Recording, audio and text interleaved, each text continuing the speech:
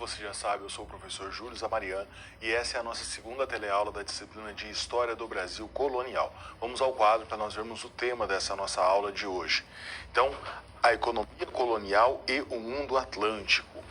Esse vai ser o grande eixo norteador da nossa aula. Então a gente vai falar um pouquinho sobre a economia da colônia, o início lá da produção da cana-de-açúcar, falar um pouquinho sobre escambo e vamos falar como economia de uma maneira geral. Então vamos falar também sobre a escravidão, no aspecto econômico, falar um pouquinho sobre a organização que existia na colônia com relação à própria administração, né, governo geral, capitanias hereditárias. É uma aula bastante interessante, espero que você goste e que ajude essa aula, contribua aí nos seus conhecimentos. Vamos ao quadro.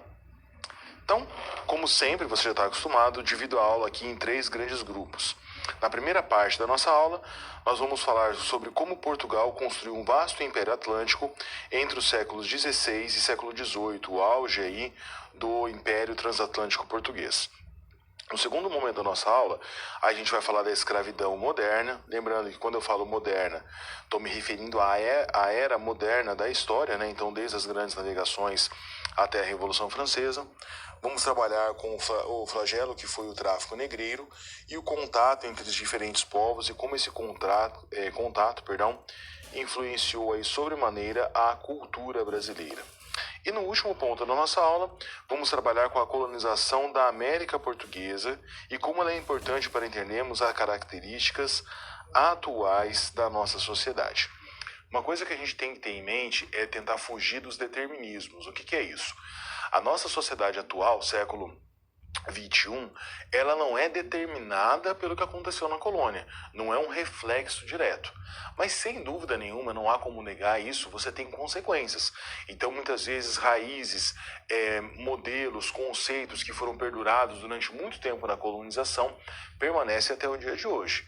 A gente tem aquela falácia de imaginar que o Brasil tem mais de 500 anos, por considerar o descobrimento. A gente sabe que o Brasil, enquanto nação, vai ser constituído principalmente pós-independência. Mas vamos aqui só para um exercício considerar esses mais de 500 anos. Se a gente considerar esse período, quase 400 anos foram de escravidão, por exemplo. Então não tem como um país sair ileso de uma situação escravocrata que durou quase 4 séculos. É muita coisa. Então é lógico que você tem consequências. Mas lembre, essa consequência não é uma determinação. Não significa que o Brasil é atrasado, tem problemas só por causa da colonização. A gente teve tempo para melhorar as situações. Mas é óbvio que isso traz aí heranças malditas para o nosso país. E essas questões, determinismos, também tem algum aspecto positivo. Se o Brasil sofreu muito por conta da colonização, principalmente com a questão da escravidão e o domínio português, em um país aí de aproximadamente 200 anos, nós conseguimos avançar bastante também. Então, sempre olhar com um olhar crítico do historiador, contextualizando, sabendo que nós aprendemos isso nas disciplinas teóricas, o historiador jamais vai ser imparcial, mas ele tenta a todo momento ter a imparcialidade. Então, olhar para o passado, entender esse passado, entender a colônia, trazendo para nós um pouco do entendimento dessa realidade, mas sabendo que esse determinismo não é direto. Não significa que porque o Brasil teve problemas da colônia, que automaticamente nós vamos ter problemas nos dias atuais. Espero que você goste da aula e que a gente consiga aí trabalhar com essas questões que são tão importantes para a formação da nossa nação.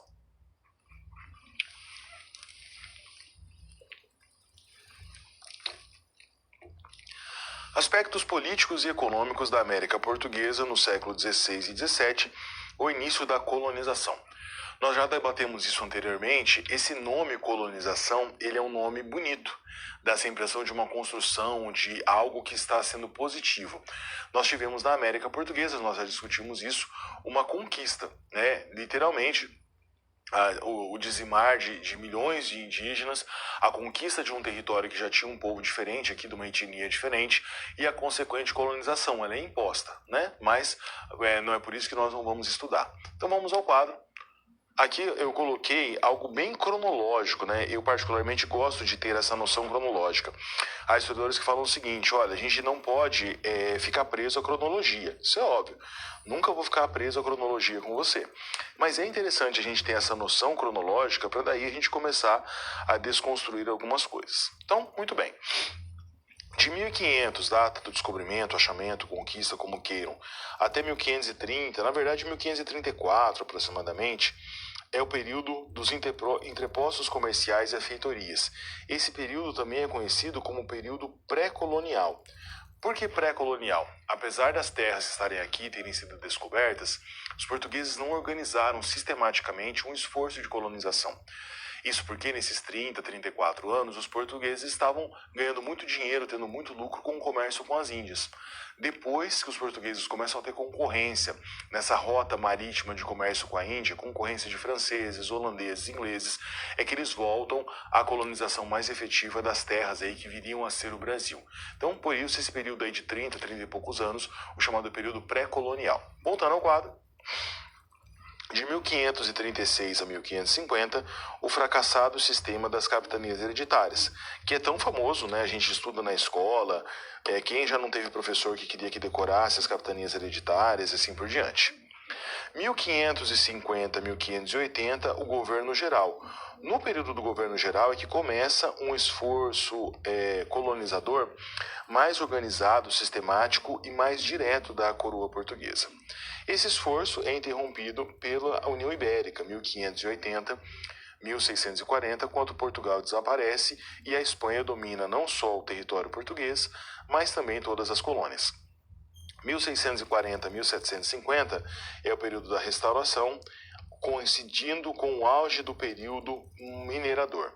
Logo em seguida, a era do Marquês de Pombal, um déspota esclarecido, 1750 a 1777, e finalizando com a crise do sistema colonial de 1777 a 1808. Há uma espécie de um preâmbulo quando a gente fala de 1808 e 1822. Por quê? Cronologicamente, historicamente, o período colonial vai até a independência, 1822. E de 22 para frente, a gente fala do período imperial até a proclamação da República. Você vai perceber comigo, tanto na disciplina de colônia como depois na disciplina de império, que eu gosto de fazer alguns adendos. Por quê? A partir de 1808, muito embora o Brasil não fosse independente, nós temos a famosa vinda da família real ao Brasil. Nesse período, nós temos toda uma mudança no panorama da colonização, uma mudança administrativa, o Brasil é elevado à categoria de reino. Então, hoje, a gente pode analisar isso. Lógico que Dom João VI não veio ao Brasil para deixar o Brasil independente. Mas a gente sabe que de 1808 a 22 é um período de transição entre esse país que era apenas e tão somente uma colônia de exploração e começa a se tornar a sede do que viria a ser o Reino Unido de Brasil, Portugal e Algarves. De novo, não vamos fugir dos determinismos. Por quê? Como eu bem falei, Dom João VI não veio ao Brasil para fazer independência nenhuma, o objetivo era outro. Indiretamente, a partir de 1808, a partir da chegada da família real portuguesa ao Brasil, a gente tem o início daquilo que se convencionou chamar processo de independência do Brasil. Mas é lógico que eles não tinham essa intenção. Então, do mesmo jeito que o período pré-colonial é uma transição entre a conquista, a descoberta dessas terras e o início da colonização propriamente dita, de 1808 a 22 nós também temos uma transição para o fim desse período colonial, que ainda é o maior período da nossa história e que sem dúvida nenhuma deixou grandes marcas na nossa colonização. Voltando ao quadro. Sistema de capitanias hereditárias. A posse da coroa e a licença para a exploração.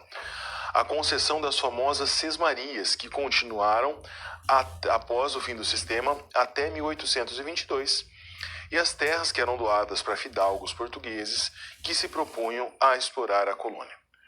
O sistema de capitanias hereditárias é muito famoso, né? Eu estou me sentindo velho aqui porque eu lembro que na escola a professora fazia prova oral com a gente. Tinha que saber o nome das capitanias e o nome dos donatários. Jamais você vai fazer isso com o seu aluno. Essa decoreba, esse decorar por decorar não faz sentido hoje. Qual que é o sentido da escola, qual é o sentido da universidade? A questão da problematização. Portugal queria começar o sistema de colonização, já tinha experiências bem feitas de capitanias hereditárias em territórios menores e resolveu adaptar o sistema ao Brasil. Qual que era a grande sacada ou a grande vantagem do sistema de capitanias hereditárias? o custo efetivo da colonização não ia ficar somente restrito a Portugal. Portugal divide o território, entrega esses fidalgos, pessoas ricas em Portugal, para que eles viessem fazer a colonização. Mas o que acontece? Muitos nem sequer vieram aqui para ver as terras. A colonização geraria muito lucro, mas nesse primeiro momento era um desafio. Enfrentar índios que não queriam que as terras fossem tomadas, abrir as matas, começar a fazer um esforço. Isso sem contar que Portugal demora muito para achar aquilo que era a roda motriz do mercantilismo, que é o sistema econômico que move todo esse período, que é os metais preciosos. Enquanto os espanhóis chegam tropeçando em ouro no Império Azteca, no Império Inca, os portugueses demoraram muito tempo. A colonização começa efetivamente em meados de 1530, 1536. O ouro só é descoberto na América Portuguesa no finalzinho do século XVII, lá por volta do ano de 1690. Então essa colonização torna-se bastante complicada e o sistema de capitanias hereditárias falha. Você tem aquela questão de duas capitanias que se destacam mais, Pernambuco e São Vicente, outras com moderados aí níveis de sucesso, de colonização. Qual que é a grande importância desse período se pensarmos na nossa realidade hoje? O sistema de sesmarias. Professor, o que é uma sesmaria? A sesmaria era o seguinte: o governo português, o dono da capitania, poderia conceder territórios para aquelas pessoas que ele queria atrair para fazer a colonização. Mesmo depois do fim do sistema de capitanias hereditárias, essa prática continua. O governo português literalmente doava, entregava essas terras para pessoas ricas, importantes, que tinham influência no governo e que queriam aceitar o desafio dessa colonização. Esse sistema de sesmarias, ele é um dos problemas que gerou os grandes latifúndios que nós temos hoje e, consequentemente, os grandes latifundiários. Não são todos os proprietários, obviamente, mas você tem muita gente no Brasil, você tem muitos proprietários de grandes faixas de terras que são descendentes dessas pessoas que vieram lá no período da colonização e que ganharam sesmarias. Então a desigualdade social, que é um dos grandes problemas da nossa nação e que tem relação com a falta de uma reforma agrária, com esses latifúndios, muitos deles improdutivos, começa lá no período colonial e infelizmente não teve uma solução até os dias atuais. Voltando ao quadro. Como sempre, eu gosto de finalizar, ou pelo menos ter uma citação aqui na nossa aula, para que a gente vá conversando, dialogando. Essa citação é do grande Sérgio Buarque de Holanda, vocês já devem ter ouvido falar, estudado sobre ele, no texto A Colônia do Sacramento e a Expansão do Extremo Sul. Olha só o que o Holanda vai nos dizer. Vou ler a minha parte aqui, depois eu vou para o Sérgio Buarque de Holanda. No ano de 1548, a coroa instalou a sede do governo geral na capitania real da Bahia, então a primeira capital do Brasil, colocada lá como Salvador. O Sérgio Buarque vai dizer o seguinte: o governo geral deveria dar favor e ajuda às outras povoações, ministrar-lhes justiça e prover as coisas que cumprissem ao serviço da sua Alteza e dos negócios da real fazenda e ao bem de suas partes. Lógico que o Sérgio Buarque está se referindo aqui a um decreto de lei que deu início ao governo geral. Então percebam, qual que é o objetivo do governo geral? Dar apoio às pessoas que estão fazendo a colonização e que servem a Alteza, que servem a coroa. Então esse governo geral tem início como um apoio ao colono e para que as regras, para que o lucro que estava acontecendo aqui na colônia fosse para a coroa portuguesa. É aquela ideia da colônia de exploração. Em nenhum momento fala-se em povoamento, em cultivo das terras para que migrantes pudessem vir para cá, constituir famílias, enfim. É sempre aquele sentido da colonização por exploração. E o governo geral português vem nesse sentido organizar essas primeiras tentativas frustradas de colonização, tanto do período pré-colonial e principalmente das capitanias hereditárias que fracassaram.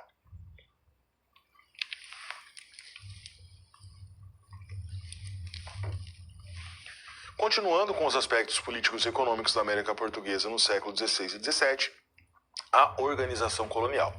A gente falou um pouquinho do sistema de capitanias hereditárias, falamos do governo geral, vamos entender um pouquinho após o governo geral como que isso acontecia, como que era organizada essa colonização no Brasil. Vamos ao quadro. Então, a instalação do governo geral significou um olhar mais atento do governo português sobre o Brasil e uma organização colonial mais sistemática e organizada. Lembrem-se que eu fiz aqui esse adendo com relação ao Brasil. Ainda não era Brasil, essa ideia de Brasil não existe, estou usando aqui quase como uma licença poética. Resolução de conflitos com os indígenas, entre os colonos e impedir as invasões da França, da Inglaterra e da Holanda. Portugal e Espanha começam muito bem esse período colonial. As primeiras descobertas da América são de Portugal e Espanha. Mas elas não são as únicas nações, os únicos estados modernos que queriam lucrar com as benesses e com as descobertas que estavam acontecendo aqui na América. Outros países que também se consolidaram como estados nacionais modernos, como a Inglaterra, como a França, como a Holanda, também estavam nessa disputa. Mas o que é um estado nacional moderno? Pegando aí a parte de outra disciplina de Moderna 1, Moderna 2, você vai ver isso em vários momentos. Um Estado Nacional moderno é aquele Estado que fez a transição do medievo para uma organização mais centralizada. Um Estado Nacional moderno tem um rei, tem uma burguesia que faz o aparato desse rei, você tem uma nobreza que ajuda, mas os ditames da nação, os rumos da nação são colocados prioritariamente por essa nobreza. Então você tem uma disputa no Brasil, todos esses povos que tentaram invadir o Brasil foram repelidos, né? E Portugal começa então com essa colonização propriamente efetiva, com o governo geral, formação das câmaras municipais, entre outras ações. Voltando ao quadro. Poder econômico e político nas chamadas câmaras municipais. As câmaras municipais surgem antes mesmo da ideia de um prefeito. Essas câmaras municipais eram compostas basicamente pelos chamados homens bons, detalhe, homens bons entre aspas, porque eles não eram tão bons assim, né? Faziam a resolução de problemas, gerenciavam gastos públicos, ações judiciais. Então imagine que numa capitania que acabou se dissolvendo, você tem algumas sesmarias, começa uma região de colonização, né? Poderia ser com extração das drogas do sertão, no caso da região mais ao norte, nordeste do Brasil, o início da produção de cana-de-açúcar, extração de pau-brasil, não importa. Formavam-se pequenos povoados, as pessoas vinham, começava essa colonização.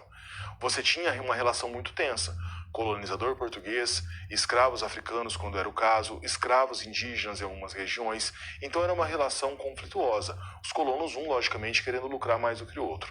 Então, para organizar esse poder menor, não menor no sentido de importância, mas de regionalização mesmo, surgem as câmaras municipais. Quem fazia parte dessa câmara? Os homens bons. Quem são os homens bons? O padre, que estava trabalhando naquela região, a pessoa mais rica, mais proeminente, mais importante, o grande dono de terras, o comerciante mais poderoso, enfim. Essas pessoas que faziam parte dessa Câmara Municipal significavam a presença do poder real português nessas localidades menores. E basicamente resolviam todos os problemas, desde ações de justiça, questões que pudessem envolver polícia, roubos, assassinatos, de tudo a Câmara Municipal resolvia. Qual que é a consequência disso? Essas câmaras municipais acabaram criando uma pequena elite abastada, pessoas que tinham poder econômico, transformavam esse poder econômico em poder político e até mesmo em poder de justiça quando necessário. Até hoje nas cidades a gente vê que você tem uma relação com isso. Os vereadores de uma cidade, na maioria absoluta das vezes, são pessoas que têm dinheiro, são pessoas influentes na sociedade daquela cidade e que acabam transformando esse poder econômico em poder político efetivo. Então, uma permanência, pensando naquela ideia da história como permanências, continuidades e rupturas, esse poder da Câmara Municipal é uma permanência. É óbvio que não igualzinho que tinha no período colonial, mas ainda é uma permanência. Voltando ao quadro. Uma citação agora do Fernando Cunha, Elites Políticas Municipais no Brasil Colônia. Olha só o que ele vai nos relatar aqui. As câmaras municipais eram mais uma instância de poder dentro do Império Colonial Português, retirando assim da coroa o papel de único sujeito do processo de colonização, ou seja, é uma ideia de descentralização política. Elas tinham seu papel no governo da colônia, tal como os donatários, os capitães, os governadores, entre outros, que também eram instâncias de poderes. Nesse sentido, a historiografia atual sobre o tema considera que a coroa não foi uma instância que centralizou todo o poder e que dirigiu unilateralmente suas colônias. Apesar de você ter a instituição do governo geral, isso não significava que a ação dos governantes portugueses no Brasil, no que seria o Brasil, ela era centralizada. Há uma certa descentralização do poder. Eu sempre falo isso para meus alunos, já falei para você em outro momento e sempre gosto de considerar isso. A gente tem que tentar entender o passado com a cabeça do passado. É difícil? Claro que é, mas é esse o sentido da história. Por que eu estou comentando sobre esse assunto? Comunicação. Hoje em dia nós temos uma facilidade absurda de comunicação. Naquele momento não é assim, se comunica por carta. Então uma lei, uma ordem, uma determinação que saísse de Lisboa demorava meses, 3, 4, 5 meses para chegar num recôncavo do Brasil. Então essas câmaras municipais no dia a dia resolviam as questões da maneira que eles achavam mais importante. Isso gerou uma descentralização. Essa descentralização política poderia levar a uma autonomia, a um autogoverno parecido com o que aconteceu nas 13 colônias mais ao norte que geraram os Estados Unidos da América. Mas não, essa descentralização gerou uma elite pequena, uma elite poderosa e que mandava na sua região, mas que sempre foi vinculada ao governo português. Então dá essa impressão que houve a chance de uma descentralização, mas que essa descentralização não foi muito bem aproveitada. Então essas câmaras municipais, conforme a citação, significavam as instâncias de poderes portuguesas, pulverizadas na colônia.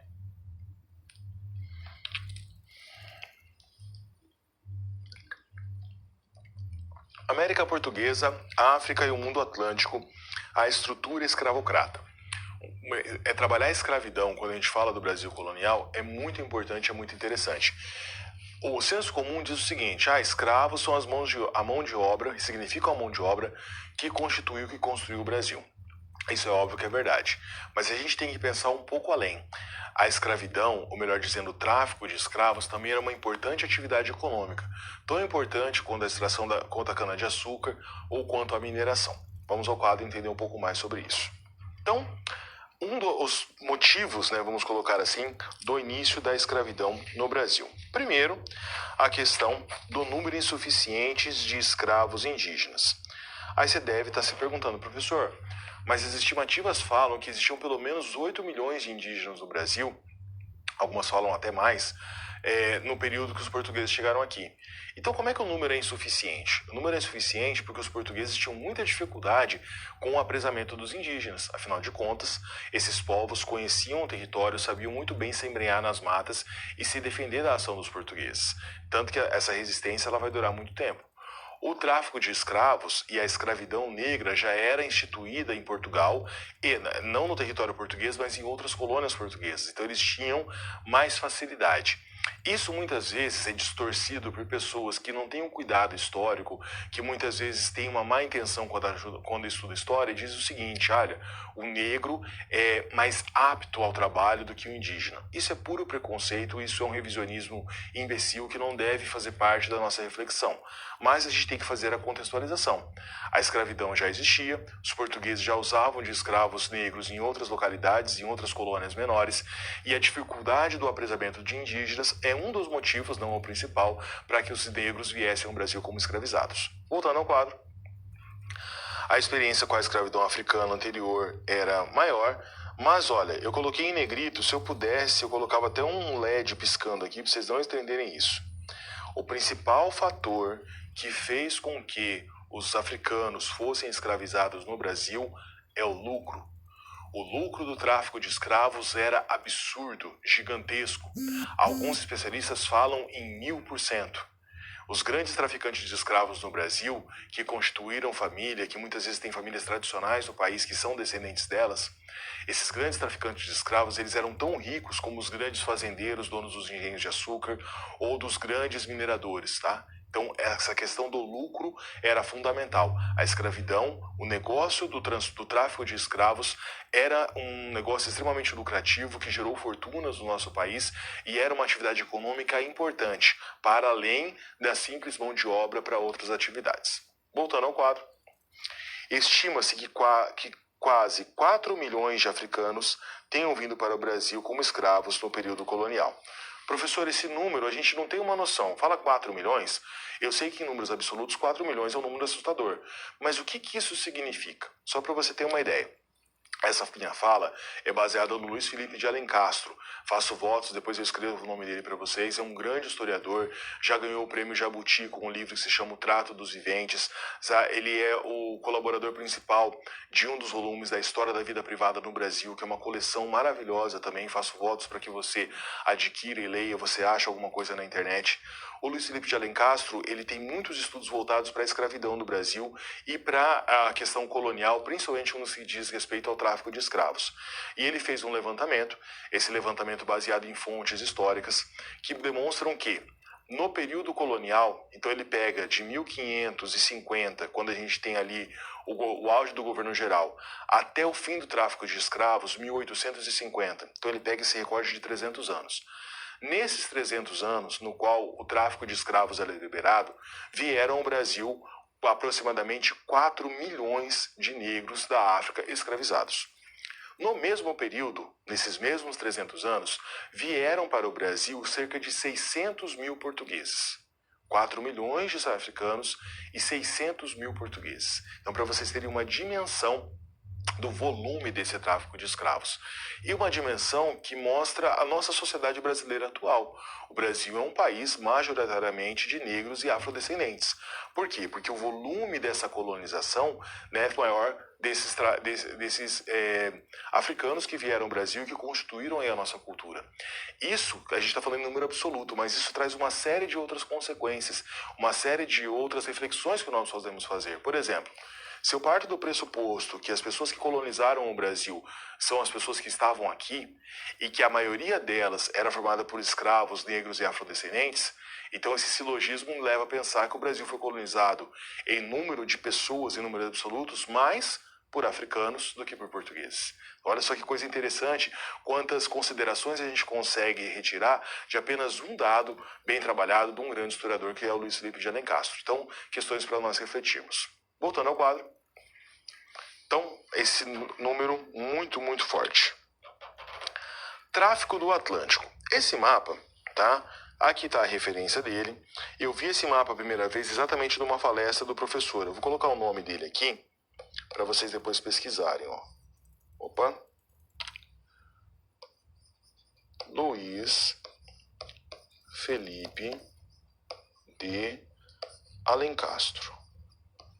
Professor vivo ainda, ativo, tem um monte de vídeo legal no YouTube também dele. Ele aqui está falando o seguinte, o mapa é sobre o tráfico de escravos no Brasil, as regiões onde mais vinham os escravos.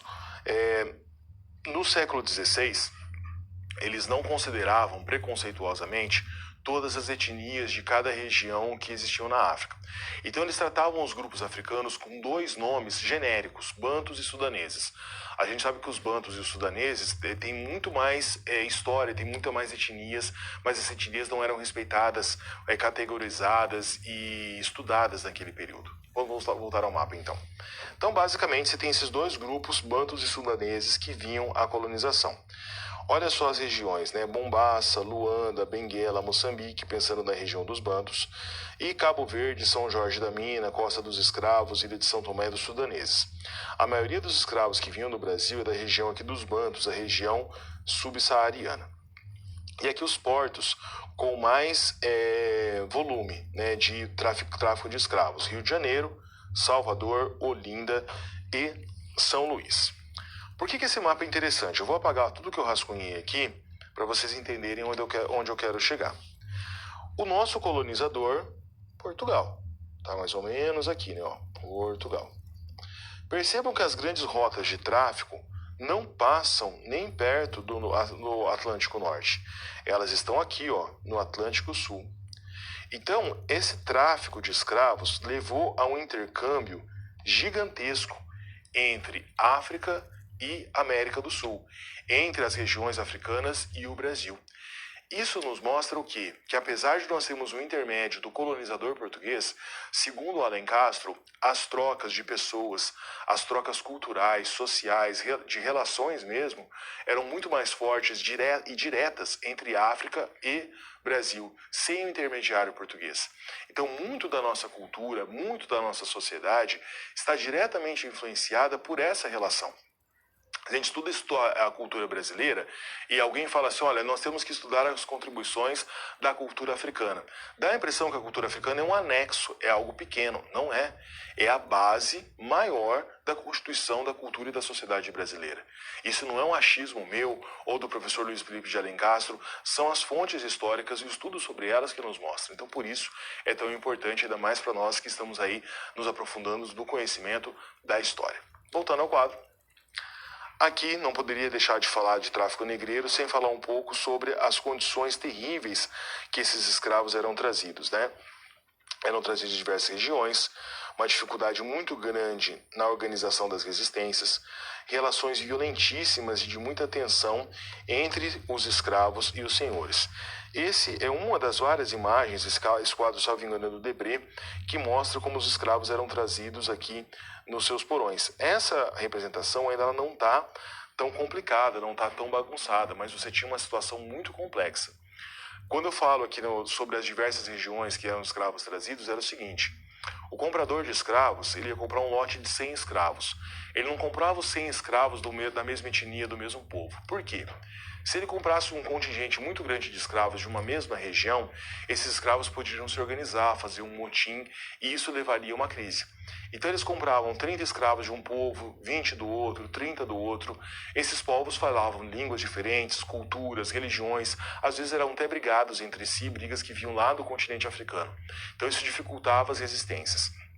Além disso, a condição do tráfico era muito grande, era muito degradante, né? Esses escravos vinham amontoados num lugar que eram para trazer 100 pessoas, traziam 150, 200. Por quê? O lucro, aquela ideia de que quanto mais escravos eu trouxer, melhor será a minha margem de lucro e mais eu vou ganhar. Não à toa, os navios negreiros desse período eram chamados de tumbeiros. Como assim tumbeiros? Tumbeiros eram tumbas ambulantes, morria-se muita gente, entre aspas bem grandes, mas pegando o termo da época, dizia que a carga muitas vezes se perdia. Esses navios chegavam tão sujos, afinal de contas as pessoas estavam aglomeradas, não tinha nenhuma preocupação de saneamento básico, que não raro, quando esses navios chegavam no Brasil, os colonos não achavam pessoas que estavam dispostas a limpar os navios. Eles eram queimados, afundavam na Bahia, compravam um barco novo para poder voltar para Portugal. Então, essa condição do tráfico, essa uma condição extremamente horrenda, né? Algo inimaginável. Infelizmente, é uma marca indelével na nossa história. O brasileiro, o historiador brasileiro, ou o português, ou o africano que está trabalhando esse assunto, ele não deve negar isso. Não deve negar a escravidão, ele deve contextualizá-la, aceitá-la, né? E entender o seu processo histórico. Por isso que para quem é da história, e para qualquer ser humano, na verdade, quando a gente fala de um crime de racismo na televisão, num jogo de futebol, em qualquer extrato da nossa sociedade, isso dói na alma, isso mostra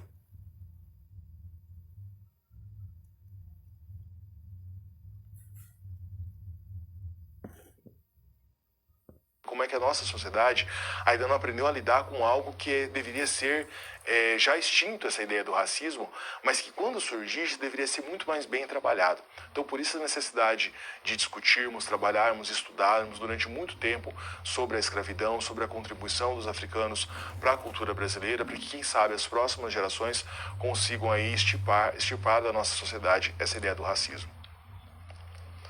Feriado da Consciência Negra.